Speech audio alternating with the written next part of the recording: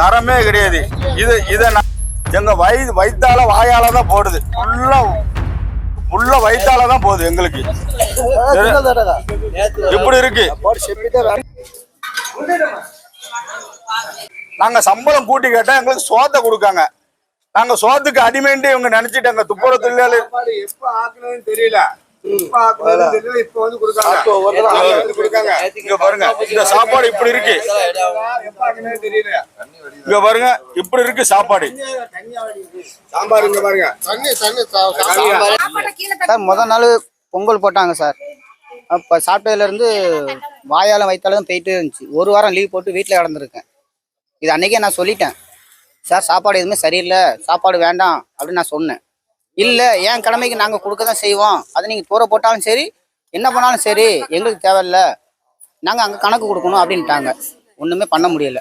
நாங்கள் வாங்கி தூர தான் தட்டுறோம். அது என்னத்தை நாங்கள் வாங்கி நேற்று வரைக்கும் வாங்கி தூர தான் போட்டுட்டு இருக்கோம். இந்த சாப்பாடை நாங்கள் கடையில் வாங்கி சாப்பிட்டுருவோமா?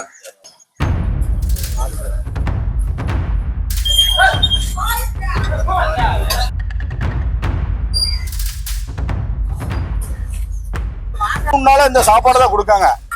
3 நாளா இதே சாப்பாடு தான். இந்த பொங்கல் இது ஒரு உப்புமா கிடையாது. உப்புமா தண்ணியா இருக்கு.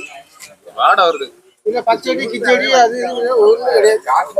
தண்ணியா தான். சாப்பாடுக்கு 100 ரூபா தான். இந்த சாப்பாடு பொழுது எங்களுக்கு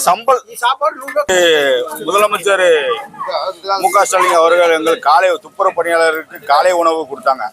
காலை உணவுல 1 மாசம் ஆச்சு. நாங்க 1 மாசம் காலை உணவா சாப்பிட்டுட்டு இருக்கோம். ஆனா 1 மாசமா சாப்பிட்டு ஃபுல்லா ஆஸ்பத்திரி தான் செலவு பண்ணிட்டு இருக்கோம். இங்க பாருங்க, இங்க சாப்பாடு இங்க பாருங்க இப்படி இருக்கு. இது காலை சாப்பாடு. இப்படி இருக்கு சாப்பாடு, இப்படி இருக்கு. இந்த சாப்பாடை போட்டு எங்களை கொல்ல பார்க்காங்க இந்த மு.க. ஸ்டாலின் அவங்க. நாங்க சாப்பாடுக்கு வரல, எங்களுக்கு சம்பளம் கூட்டி கொடுங்கன்னு வரோம். 540 ரூபா சம்பளம் எங்களுக்கு கொடுக்காங்க. எங்களுக்கு சம்பளம் 700 ரூபா 800 ரூபா கொடுங்கன்ட்டு நாங்க கேட்கிறோம். ஆனா அவங்க சம்பளத்தை பொழுது இந்த சாப்பாடை போட்டு எங்களை ஏமாத்துறாங்க.